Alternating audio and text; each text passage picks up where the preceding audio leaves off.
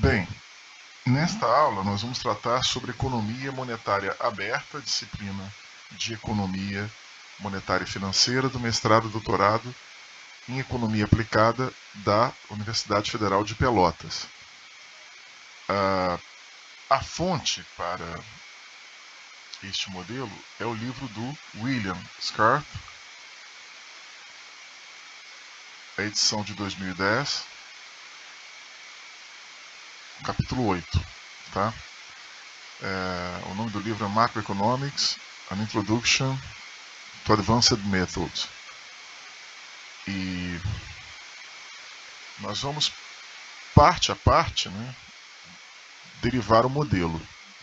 Aqui a gente começa, nessa primeira videoaula, apresentando o modelo, as equações principais do modelo, e depois vamos desenvolvendo passo a passo, até chegarmos à completude dele. Bom, então começamos com a primeira equação, que é essa aqui.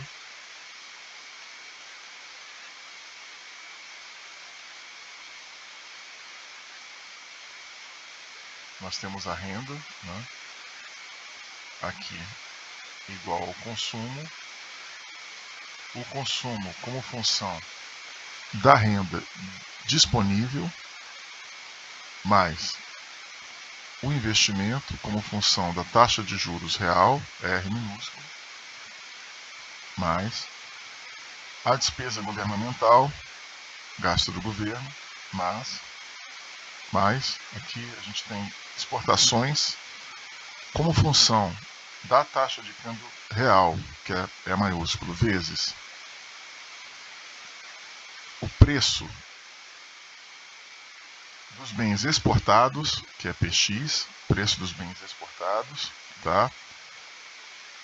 Divide aqui pelo preço dos bens domésticos. Aqui sai um D, eu vou apagar para refazer. Aqui é um D minúsculo, tá? É o preço dos bens domésticos. Então, preço dos bens exportados, PX, preço dos bens domésticos ponderados pela taxa de câmbio real, tá? Menos, aqui embaixo, novamente a taxa de câmbio real, vezes o preço dos bens importados, dividido novamente pelos bens domésticos,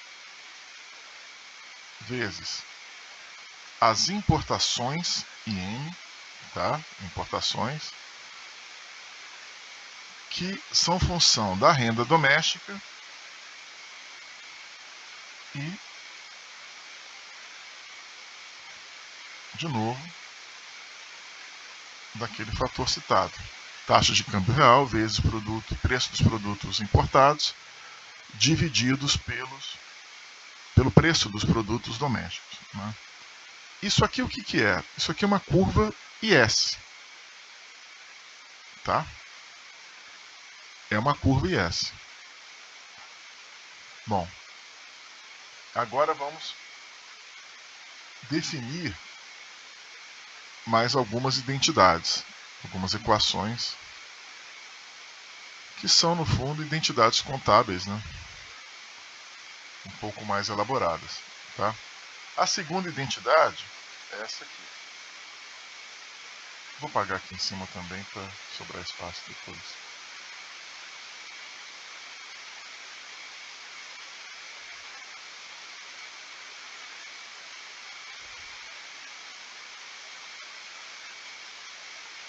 Bom, a segunda identidade é essa aqui. Vou pegar a caneta.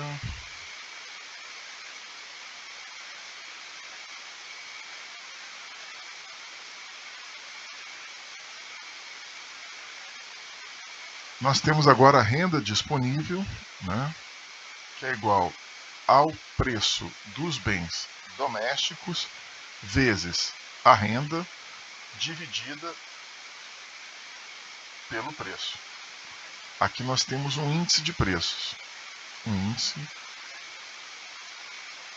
de preços. E aqui em cima nós temos o preço dos bens domésticos, PD, e ali, né, a renda. Tá? Isso aqui o que é? É um índice de preços que reflete, na verdade, os bens comprados pelos residentes domésticos. Tá? Então, seria um índice de preços que reflete a compra, né, dos bens domésticos pelos residentes, né, no país em questão. Agora a terceira equação. Essa é a renda disponível na segunda equação. Agora a terceira equação.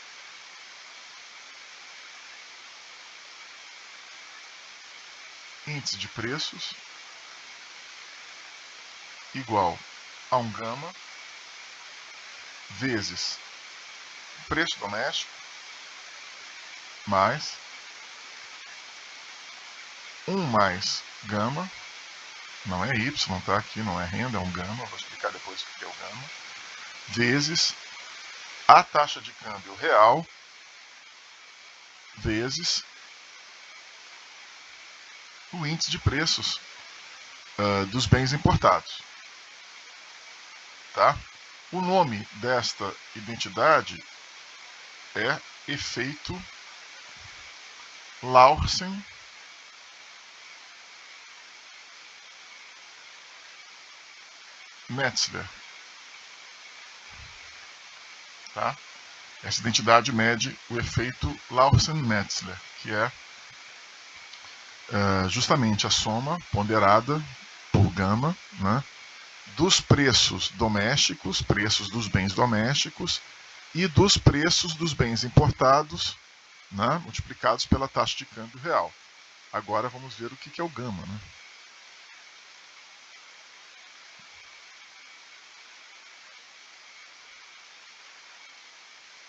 O gama, vou apagar aqui.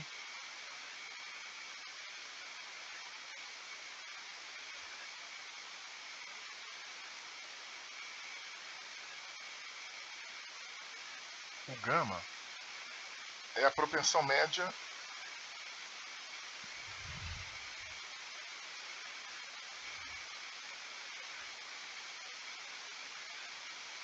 a comprar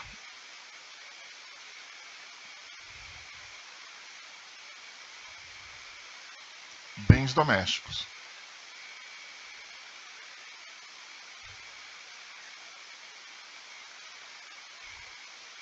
Tá? É a propensão média a comprar ou consumir, né, bens domésticos. E 1 mais gama, aliás, desculpem, 1 menos gama, tá? Eu tinha errado ali em cima. Por favor, troquem aí. Tá? Eu vou trocar aqui para deixar claro. 1 menos gama é a propensão média,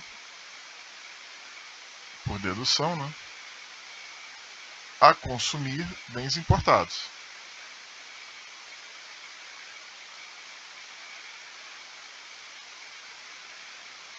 Tá? Então, gama, propensão média a consumir bens domésticos.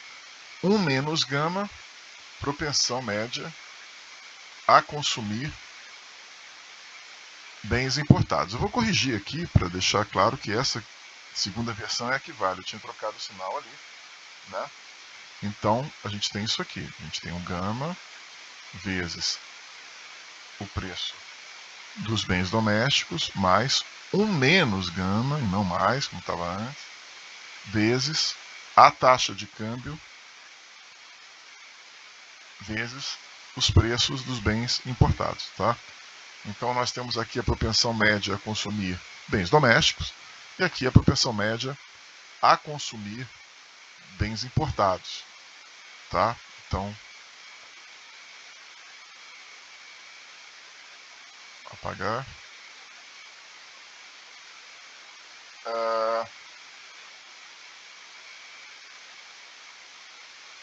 Nós temos aí essas duas últimas equações que elas medem os efeitos renda provocados por variações cambiais. Tá? A variação cambial, né, essas duas equações aqui, que são a equação 2 e a equação 3, se nós as avaliarmos de forma cuidadosa, né? Então, equações 2 e 3,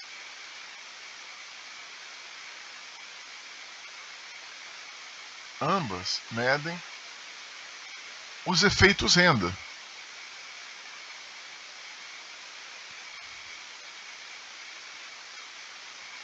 gerados ou provocados por variações cambiais.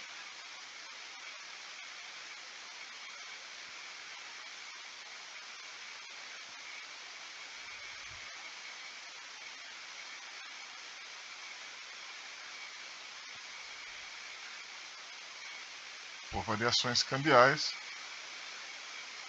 que nós poderíamos chamar de E ponto. E, tá? Variação da taxa de câmbio real dada, né, a taxa de câmbio. Então,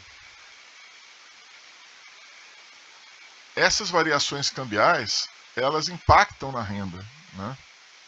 Uma depreciação cambial reduz a renda do consumidor doméstico e aumenta a renda do consumidor estrangeiro em relação a produtos domésticos.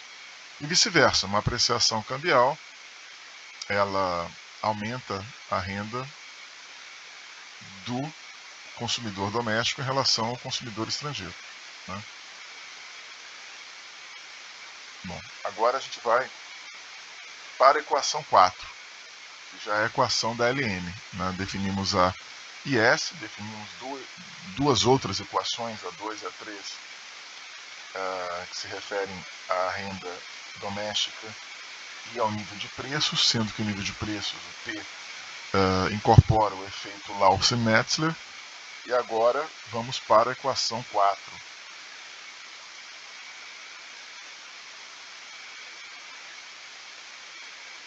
A equação 4 é o índice de preço, que eu defini anteriormente, né, vezes L, eu vou definir o que é L, que depende de Y e de R. Quer dizer, L é a demanda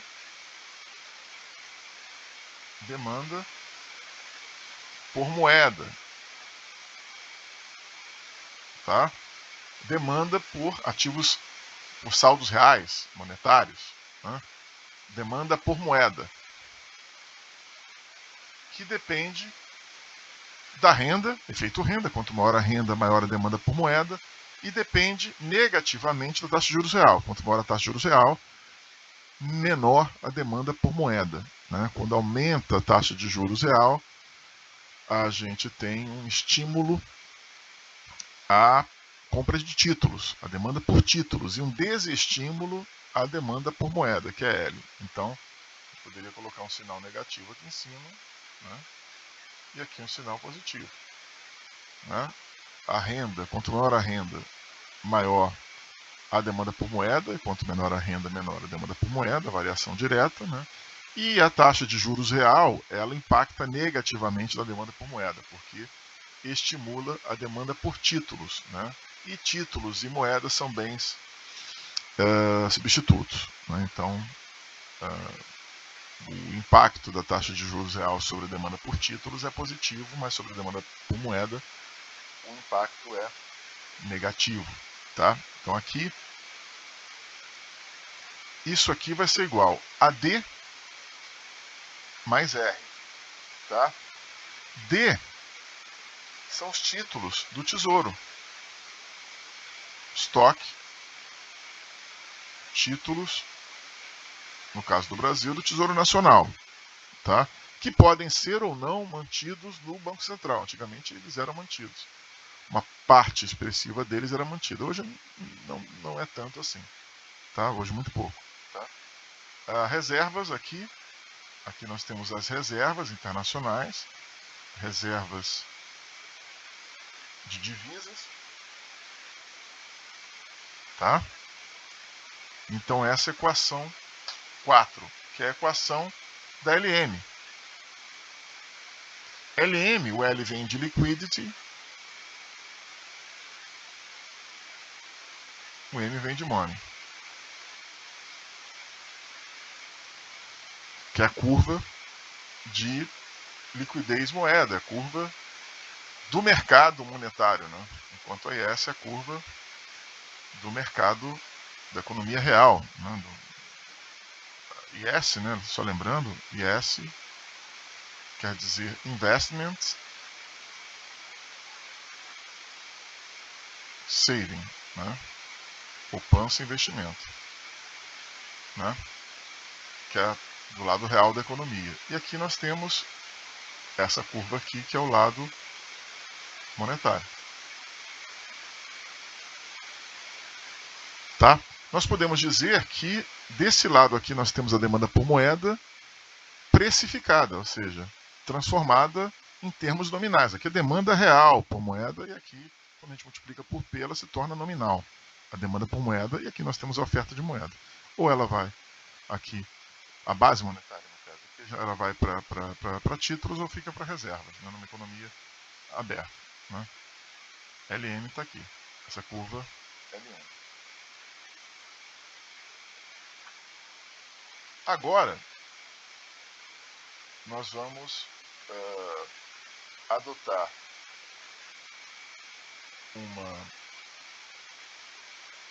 uma hipótese, né? Uma condição, hipótese, acho que o nome correto seria hipótese, trabalhar com algumas hipóteses. E nós vamos fazer isso cotidianamente aqui no modelo, né? Adotar hipóteses, e às vezes são hipóteses simplificadoras, né? Outras vezes são hipóteses úteis para que nós fechemos o modelo, né? E são hipóteses que são amplamente aceitas na teoria econômica mainstream, né? Na teoria econômica padrão, né? Teoria econômica adotada nas melhores universidades do mundo mesmo, né? Não é a teoria que convencionou se chamar de ortodoxa, né? Ou eu prefiro o nome mainstream, né? Que é a economia padrão, né? Bom, aqui nós temos C.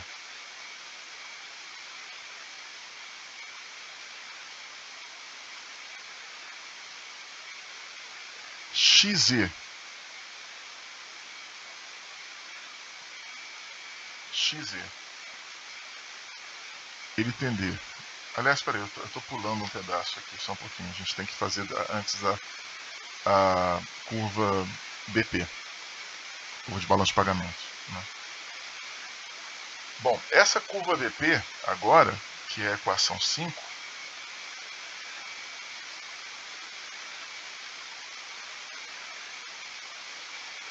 ela é uma curva que você vai associar naturalmente às contas do balanço de pagamentos, né? Então nós temos aqui R ponto, que é a taxa de variação das reservas internacionais. Tá? R ponto é a taxa de variação. Toda vez que eu ponho um ponto aqui em cima, eu estou trabalhando com uma taxa de variação. Né? Uma taxa de variação temporal mesmo. Né? Isso aqui seria o equivalente a DR dt. Tá? A taxa de variação das reservas em relação ao tempo. Bom, R ponto vai ser igual ao preço dos bens domésticos vezes exportações.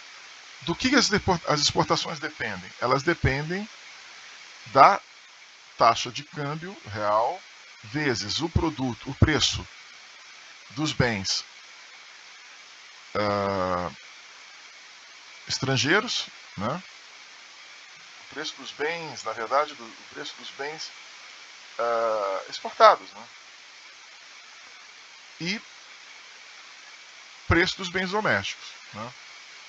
Então, a variável que determina as exportações são a relação dos preços dos bens exportáveis em relação aos domésticos ponderados pela taxa de câmbio real.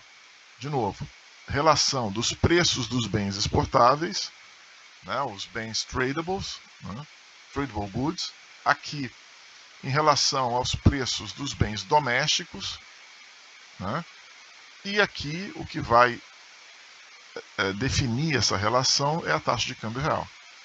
Né. Agora menos a relação entre os preços dos bens importados e o preço dos bens domésticos, ponderados pela taxa de câmbio novamente, vezes as importações.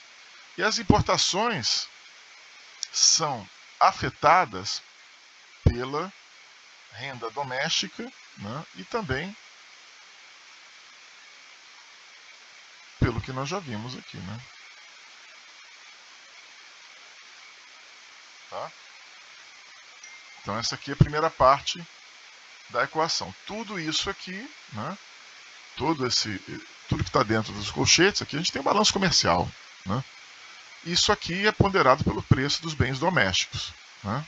A gente coloca aqui o preço dos bens domésticos e multiplica, né, o saldo do balanço comercial. Exportações menos importações. Basicamente é isso aqui. Só que eu preciso multiplicar pelo preço dos bens domésticos para ter para transformar esses agregados reais em agregados nominais, agregados monetários. Então, a correção monetária, vamos dizer assim, é feita pelos preços dos bens domésticos. Né? Agora, eu vou trabalhar o balanço ou a conta de capitais. E aí eu ponho aqui capital, né? Que é o balanço de capitais, ou conta de capitais do balanço de pagamentos, é o K, né? Que depende do quê? Depende da taxa de juros. Olha o aspecto monetário entrando aqui. O aspecto monetário entrou na taxa de câmbio, né? Real, é aqui. Entrou também em preços dos bens importados e bens exportados e domésticos, uma relação monetária. As reservas internacionais aqui, a taxa de variação delas, de novo, uma economia monetária aberta, taxa de variação das reservas. E aqui nós temos a conta de capital e temos agora mais duas variáveis monetárias, ou seja, nós temos a taxa de juros real, a taxa real de juros, e aqui interna, essa taxa de juros doméstica, tá? Menos a taxa de juros estrangeiras, F de foreign, que é estrangeiro, né? R de rate, né? Então uma taxa de juros externa, pode ser a prime ou a LIBOR, né? São taxas de juros internacionais. Né? R é a Selic mesmo, né? Nossa Selic real, Selic descontada do IPCA, que é o Rzinho. E RF seria uma LIBOR ou uma prime rate, né? Que seriam taxas internacionais. Alguém poderia também argumentar que poderia ser também a taxa de rendimento de um Treasury Bond também, de um título norte-americano. Né? Menos a taxa de câmbio, a variação dela, variação do câmbio real. Isso aqui é a variação do câmbio real. É ponto sobre E. Né? Então, o que vai afetar a conta de capitais? Vai ser afetada pela diferença entre juros internos e externos e a variação cambial. O nome disso aqui, na literatura, de todo esse termo aqui, tá?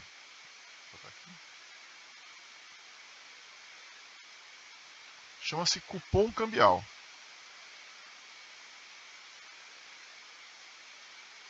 Tá? Esse aqui é o cupom cambial. Todo esse termo, essa expressão dentro do parênteses. Então, o cupom cambial é que vai determinar aqui o saldo da conta de capitais no balanço de pagamentos. Tá? Aí a gente termina a nossa equação aqui do BP. Esse aqui é o BP. A curva do balanço de pagamentos. Tá? Vou apagar isso aqui.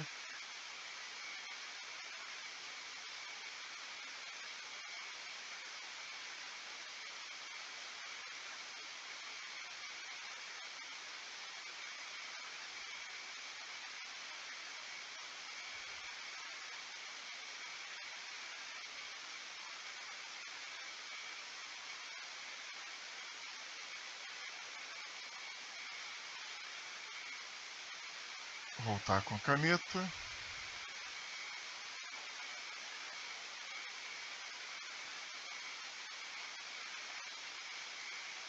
Bem, agora a sexta equação do modelo.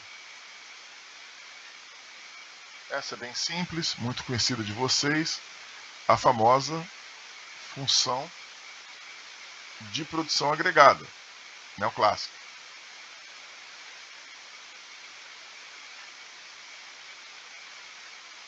O PIB, né, a oferta, né, agregada, que é Y, nesse caso, é função do nível de emprego, que é N, né? Nível de trabalho, nível de emprego, né? Então, dado que a oferta agregada não depende de fatores como capital, estoque de capital e tecnologia nesta equação, né? Na verdade, na equação da função de produção agregada neoclássica, o capital e a tecnologia afetam também a oferta agregada, só que o capital e a tecnologia afetam a longo prazo, né? E aqui, no curto prazo, por hipótese, nós assumimos que o nível de emprego é a única variável real que afeta a oferta agregada, também uma variável real. Tá? Então, o capital e a tecnologia afetam no longo prazo e o nível de emprego afeta no curto prazo. Logo, esse modelo aqui é um modelo de curto prazo. Tá? O modelo Mandel-Flemming é um modelo muito usado aí para análises de economias abertas, né? E quase todas as economias, vão combinar, são abertas, tirando possivelmente a Coreia do Norte, né? E até ela pode ser considerada, de certa maneira, como uma economia aberta, só que uma economia aberta, a economia aberta mais fechada do mundo, ou seja, o balanço de pagamentos da Coreia do Norte, primeiro, não dá nem para confiar, segundo, seria talvez o índice de abertura mais fechado, né? O menor índice de abertura do mundo. Né? Então aqui nós temos aí o nível de emprego que afeta a oferta agregada, né? No curto prazo. Então, modelo de curto prazo. Agora, mercado de trabalho. Né? Equação do mercado de trabalho. Sétima equação. Nós temos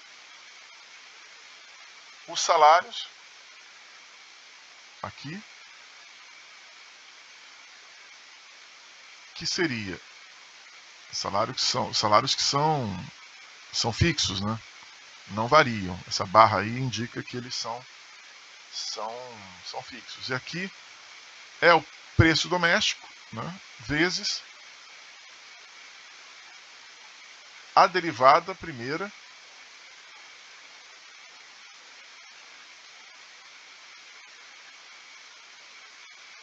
da função de produção. A derivada da função de produção, a primeira derivada é a produtividade marginal do trabalho, PMGN.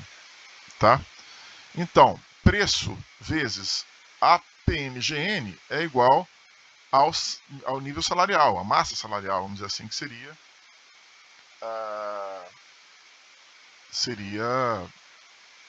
horizontal, né? Constante, horizontal. Então aqui, horizontal, no curto prazo. Tá? Produtividade marginal, primeira derivada de N, que seria aqui dF, dRom F, dRom N. Tá? Primeira derivada que é a produtividade marginal do capital. Aliás, produtividade marginal do trabalho. Tá? E aí nós temos a nossa equação que reflete o equilíbrio do mercado de trabalho. Equilíbrio do mercado de trabalho. Tá?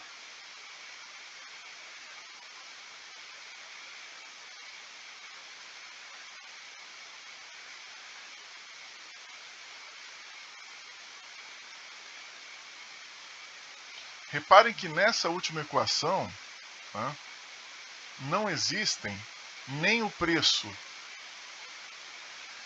dos bens importados e também aqui o símbolo da lógica, né, não existem os preços dos bens importados e não existem também os preços, os preços dos bens exportáveis ou tradables, né? O mercado de trabalho, nesse caso, só consome, por hipótese, né, bens domésticos, tá?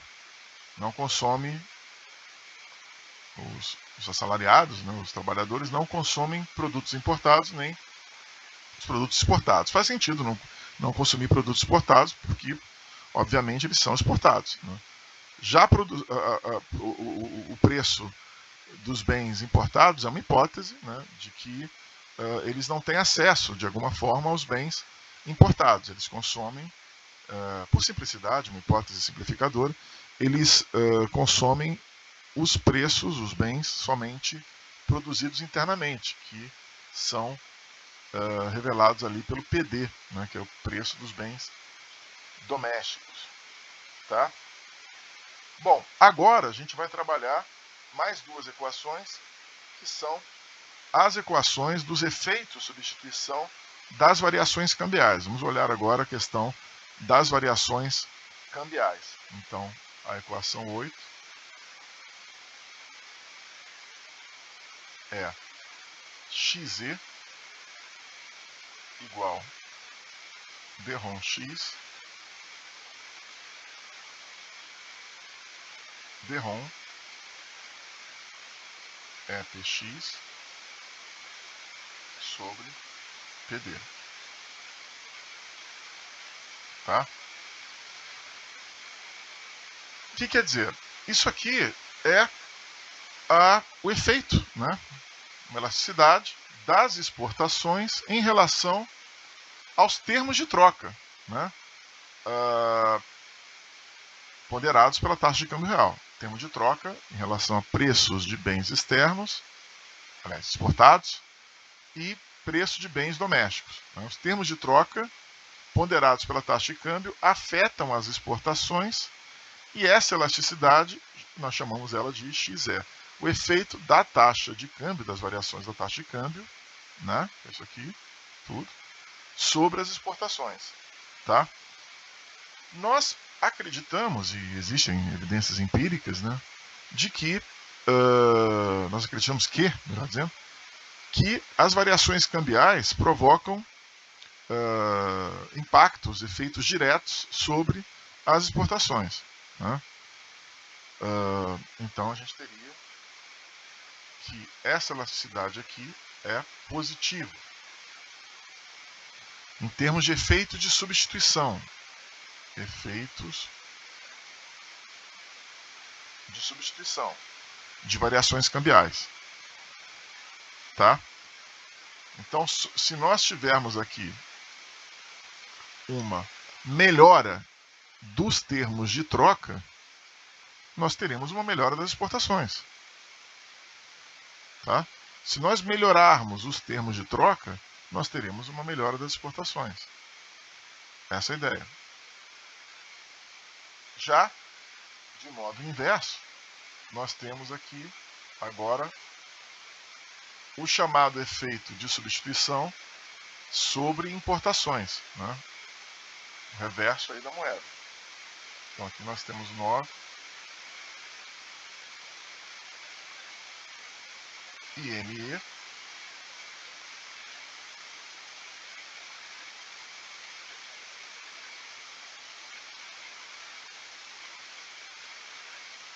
uma equação muito similar à anterior, só que agora olhando o lado das importações.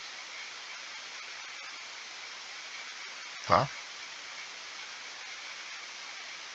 E aí o impacto é negativo. Porque se nós aqui, se o preço dos bens importados ele aumenta em termos do preço dos bens domésticos, nós temos aí uma piora dos termos de troca, né? Que impacta negativamente as importações. Então a relação é negativa, né? Toda vez que nós aumentarmos aqui essa relação, se o câmbio for favorável aos bens importados, né? Aqui, se o câmbio for favorável, se o câmbio deteriorar essa relação aqui, nós temos um impacto negativo nas importações. Tá? Ou seja, apreciações cambiais melhoram as importações. Tá? Depreciações cambiais melhoram as exportações. Né? Então aqui nós temos um efeito de substituição de variações cambiais negativo em relação às importações. Bom, agora nós vamos fazer o seguinte. Se por hipótese, estabelecendo essa condição aqui, se o XZ, né, elasticidade lá da taxa de câmbio em relação às exportações, se ele tender para infinito, olhando lá a equação 8, né, você vai olhar agora a equação 8 aí no seu caderno, na sua nota de aula, vai ter que o dx, dρx, aliás, em relação àquele termo,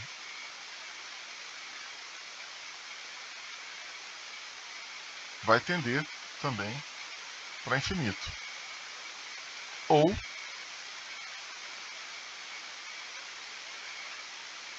o dρx tende para infinito. Tá? Então, nós, nesse caso, vamos ter que esse termo aqui de baixo, vou puxar ele aqui direto, quando o dρx tende a infinito, esse termo aqui de baixo, tá? Ele vai tender para zero. Tá? Então, se xz tende a infinito, esse termo aqui de baixo vai tender a zero, no limite. Né? Então, nós podemos fazer, por hipótese simplificadora, uma elasticidade constante. Adotar a ideia da elasticidade constante. Elasticidade constante.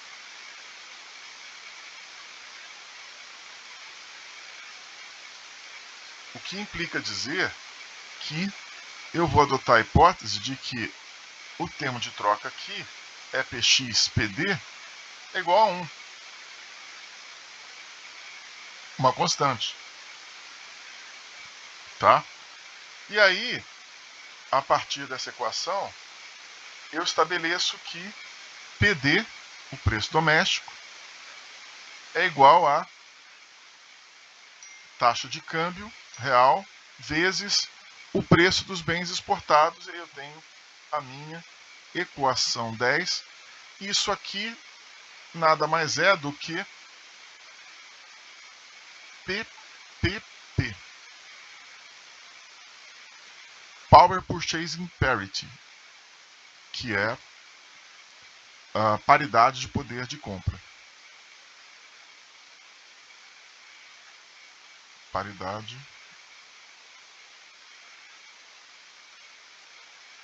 de poder de compra. Pesquisem isso, tá? Pesquisem em artigos, livros, né? Internet, etc. Paridade de poder de compra, que é uma hipótese muito utilizada em modelos de economia internacional. Não só economia internacional, também monetária, macro. Né? Então essa é a ideia da PPP. Tá? Bom, nós vamos terminar aqui essa primeira parte da aula. E depois, já na videoaula, na segunda videoaula, eu vou adotar a suposição de uma economia fechada. Vou fechar a economia. E aí nós vamos perder o IEM, né, as importações. Não vai existir importações de uma economia fechada. E vou adotar também a hipótese de uma economia fechada e sem governo. Aí nós vamos perder os gastos públicos, né, e tributos. Não tem tributo aqui, né, mas enfim, a gente perderia também tributos. Né. Sem governo não tem tributação. E perderíamos também a despesa pública, os gastos públicos. Né. Mas isso na próxima videoaula. Né. Nós vamos continuar esse modelo nas próximas videoaulas, né, não somente nessa. E aí nós vamos continuá-lo. Né. A rigor, inicialmente, nós temos aqui a apresentação inicial do modelo. Né. Aqui é o ponto de partida para a derivação subsequente do modelo em detalhes. Tá? Então até as próximas videoaulas.